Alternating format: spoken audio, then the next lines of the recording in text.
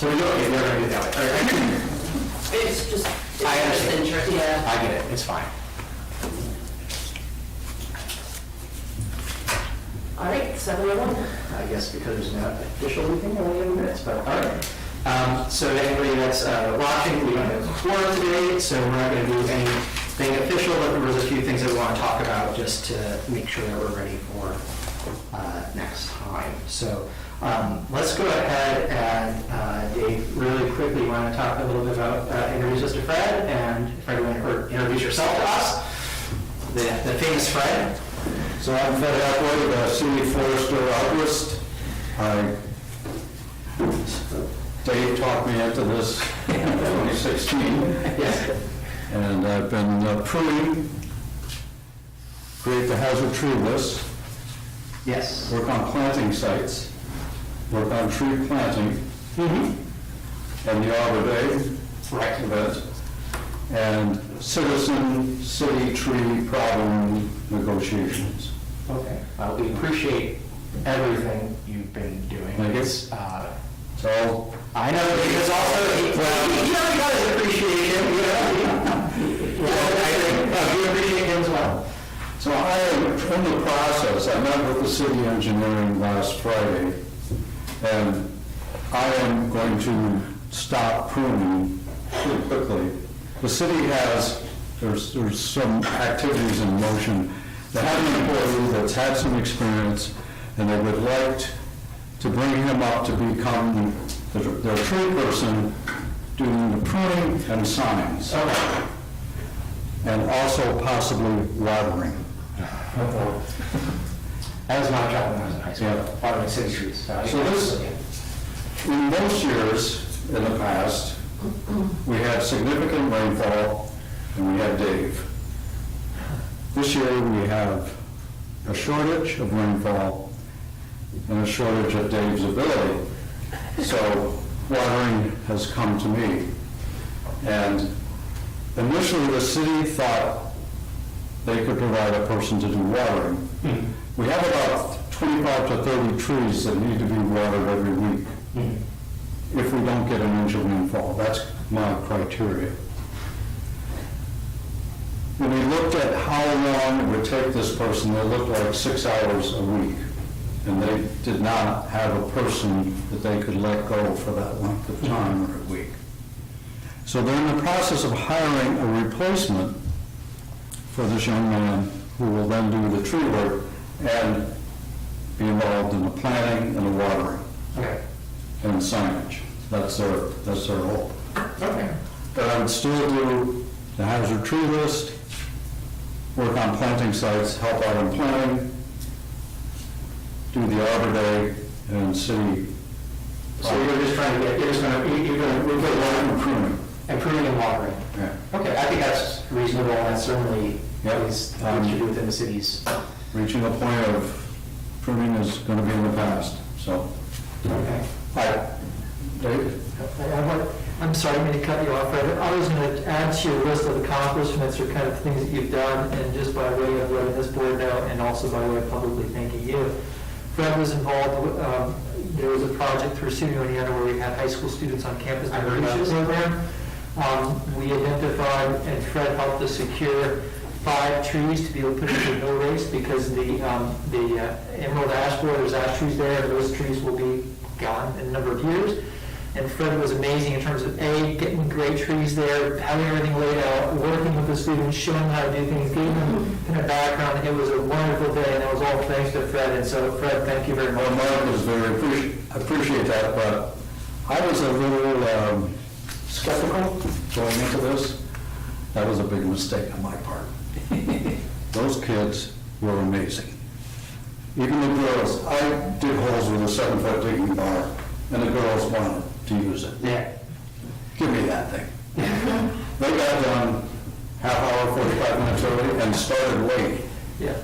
Again, it's still, I mean, it's just, it's appreciated that you went up and did that. We've been hearing about this as a potential thing since January of this year, if I went back and looked at my notes. And it is, those experiences are fantastic for the kids. And we do appreciate all of that. Well, those kids were impressive. These are refugee children, I believe? Children of refugees? No, they're sons and daughters of kind of migrant folks. It's a federal program, and so that they do a leadership program for about a week, 10 days on SUNY Uniata's campus. And so, for whatever reason, it falls underneath me, and so I thought it'd be a great opportunity to try to join them with the community service project. And since tree is the metaphor that they use in their leadership, it seemed like an appropriate thing, and the city and Greg Mattias and Chris Yakamuchi kind of jumped in and said, yeah, we can do it, and Fred got involved, and again, it was really good. Yes, it's exactly in the spirit of everything that we're doing here. So I told Chris and John, there wasn't one student there we wouldn't hire and been happy with. Oh, fantastic. That's fantastic. So this meeting last Friday, a question came up, how many trees should we be targeting to plant each year? Okay. And that, yeah.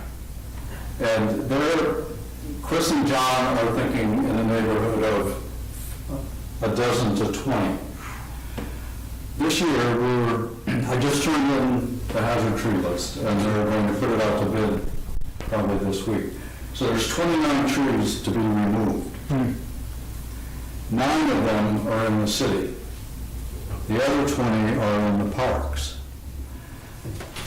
To date, we haven't planted much in the parks, and I don't know what the protocol is or the planning for tree I planting. think it's just, I think that's just something that just didn't get pursued as opposed to anything, because even on the email list with Dave Ainsworth, who regrettably couldn't make it today, and he's been working with the Park District, the Parks Program, to put some of the homes Yeah. inside that. I think that it makes a lot of sense to, It would be helpful for them to come up with a number to target each year. Now, this year, we're going to hit, we have 20 homes coming, right.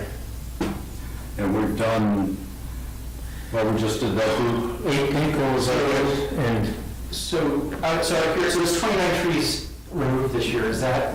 I think we're over 30. Okay, is that a normal replacement? Is that a No, normal? that's high. That's high. So what would be our normal replacement? I would say a dozen. So usually we take out about a dozen a year. So if we were actually aiming for 15 to 20, that would be a significant, on average, Right. we'd be growing our base. But it would be helpful for them to have a number that everybody. put in the budget, yeah. Yeah, and I think, that's something that Dave Ainsworth has been taking on, and I think that, he's been working pretty hard with the city and the parks, but I'll relay that to him as well, that we should be aiming for, figuring out what a typical, what our replacement, how many trees you typically come down, he said about 10 to 12 or something like that. Something like that. Roughly, right? So if we're aiming for 15 to 20, that's probably reasonable. Yeah. I'm trying to think back about when I was doing tree and thinking about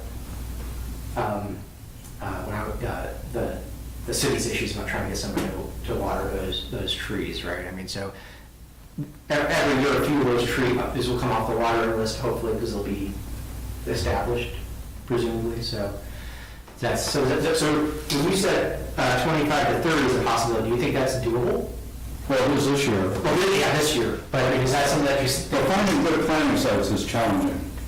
Right. So that's why I'm thinking aiming for 15 to 20 might be a little bit. I mean, we're trying to re-green the more challenging areas, the less affluent neighborhoods, but there's not much. No, there's very little. Medians are very narrow. Right, and so that's one of the things that we're going to the city with, is to try to create a standing list of properties, places to plant, along with potential trees that can be planted there, and kind of so that we can just sort of keep this thing going, and as we encounter it, or somebody, a resident of the city tells us, hey, this would be a good place for us to plant, then we can put that on that list. So we're going to try to get this thing, Dave Ingrid's been working really hard to try to get this thing to be a little bit less ad hoc. Like you said, just try to get a general idea of how many trees we want to get put in, try to maintain a list so that we can go ahead and put those in as needed. Does that sound? So we're trying to accumulate a list to send to the nursery this fall for delivery next spring. Okay. All right, excellent. Again, Fred, thank you for all of your work. I'm glad to finally put a face to the name. It's your name. since I started on this committee like 4 years ago or something like that, your name is oft come up, but I've yet to. Who is this guy?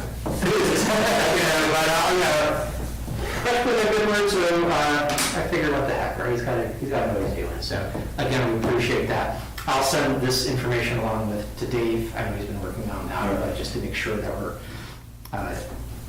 keeping that. He's the one that's been trying to take over. So, Hutch, did you have anything that you wanted to add? Delivery approximately is going to be the 15th of September. Yes. It seems early for me, quite frankly. Chick-Tel's over in the Buffalo area won't deliver anywhere until you get into October, the end of October. But anyhow, I spoke with them, and you might want to jot this down. Their website is not accurate in terms of the phone number. I had to call the city of Keene, New Hampshire, and they finally gave me the number, and I called it. She said, oh, refresh your computer. Your browser needs to be refreshed. And that's kind of baloney, because tonight it's still not the right number. The correct number for Elm Research Institute in Keene, New Hampshire is 603-209-2434. And there's a new woman that I've been working with lately, and she said they want to deliver to Minneska, which is over above Albany. At the same time, they were delivering to Oneonta. And I said, it was going to be right on the 8th, initially she said the 8th of September. And I said, well, that won't work for us. And she said, well, why don't we put it back maybe a week to approximately the 15th, but it depends on what Minneska wants and what they want and so on. But Okay. Yeah, I will go ahead and send that over to Dave Ainsworth. But it's not cut in stone, so you could call her and verify if you wish. I'm going to give that to Dave. He is the tree guy, and all things should be going through Dave Ainsworth, according to, from the environmental board side, because he is the one that has graciously taken over, and he's been working on a new tree code and stuff like that as well, which we'll send to you when we get it a little bit further along for your feedback. All right, excellent. Well, exciting.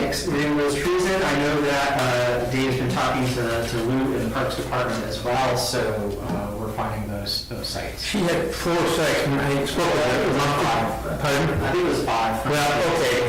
I mean, the question is, does the board, I mean, they really were purchased for trees, I don't mean to get it on a competitive basis, but they really were purchased for city trees, but, I mean, and now, which is fine, but we just never got into the parks, because that was another old ball game, and we just didn't bother to get ourselves involved with the parks. We thought they had their Well, I think it's a... ability, but I mean, you guys do what you want, I'm not arguing, it's either way. I think it makes sense to also be thinking about our city trees. So since we don't have a quorum, I do want to kind of move this thing along, but I do appreciate that. Mark, is there anything that you wanted to say that might be relevant, or is there anything that you just want to wait until next month? I can just give you a quick update. I mean, obviously, one was the one I just told you, the trees along the mill rates. Sadly, the River Street community, we talked about having a bike lane in the southern, or northern route, and then Sharrow's in the southern area, and they did not like that it would be blocking parking. Budget, trees are always there. We're beginning our budget conversations now. We haven't even got to the point where we're talking about specific items, but certainly I will kind of be attentive to looking if there's a tree budget, but just as last year there was. I think that's certainly well on the radar of the city. It's gone are the days where we had to fight for a little bit of a tree budget. I think the city recognizes the value of having a budget for trees, so that's really nice. And then this is kind of a personal thing, but the Community Wellness Summit, which if you look at sustainability more broadly, community wellness is certainly part of it. We're having a summit on August 16th to talk about homelessness, mental health and drug addiction. There's kind of 3 areas, and we're going to be trying to get a lot of different local organizations together and folks that have kind of research or background in this to talk about some of these particular issues with an eye towards solutions. So again, not related to the environmental board per se, but if we look at kind of community wellness underneath the umbrella of sustainability, I think it connects, and that's about it. Excellent. Thank you, Mark. Kathy, you had something about the deer. Do you want to talk Yes, about that? the mayor's ad hoc committee on deer management is going to have its first meeting this Friday. From what I can tell, he's got about 12 people on the board, representing different parts of the town, or the city. And he's got a pretty good agenda already set for it, so he's clearly been doing some work on this. Excellent. So I'll let you know next month what happened. That sounds good, thank you.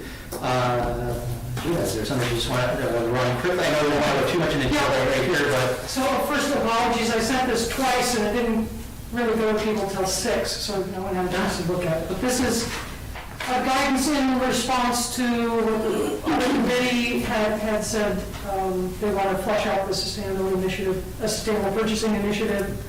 So this looks at the New York State's most recent report and takes some of those things, and low-hanging fruit, if you might want to think about paper and cleaning products, for example, on the guidance. These are widely done, and maybe we're doing that to some degree we don't even know about here in the city. But here are some of the priorities, and a reference to the executive orders out of the New York State that require it. You know, if the council really got into this, they might think about writing something that requires, but at this point, we're looking for, from our initiative, there was one that recommends this Right. pursuit to transition. But that's coming, and certainly in big cities, it's mandated. On the back is the sustainable transportation that also overlaps, so the purchasing green vehicles or low emission, no emission, and some info on that. And these links are an electronic version, everything that you see here is a live link. And maybe I'll share that, so you, Mark, have a copy with all the links too. And maybe we could discuss it next. I think we will. I think that makes sense, but I appreciate Thank you. the work there. The last meeting, we did some stuff on the code, but not everybody was there. I'd rather not spend another meeting much the same. Dave had a conflict of meetings that he did not realize, and so that's why he couldn't be here. Just as a FYI, Kim will no longer be on this committee. She and Dave were filling out a term, and so their term came up. They would have been eligible for more, but when the mayor reached out to make sure that, rather than rubber stamp it back onto the committee, he wanted to make sure that it was still the right fit. Dave decided that he wanted to stay with us, and Kim, I think, decided that she felt more comfortable being elsewhere, so she's going to be on the housing committee instead. So she'll hear, I think, her. I already thanked her via email for her taking the time to be part of this, but I have a list of kind of people that have been showing an interest, so we'll reach out and go from there. But I just wanted to let you know where everything is. All right, well, sorry that this did not go quite to plan, but everybody, thank you again for coming. And if there's ever anything that you feel like it needs to get relayed to us, or there's an issue, or you see something, just let Dave and her know, let us, the rest of us know as well. Okay. And we do appreciate this, and hopefully we remove the water with you, because that is a hard one. I did that for 2 summers in high school. I had a big 1,000-gallon tank attached to a 4-ton-line van that I would fill up with fire hydrants, and I would go twice a week to every single new trench. That's the way it should be.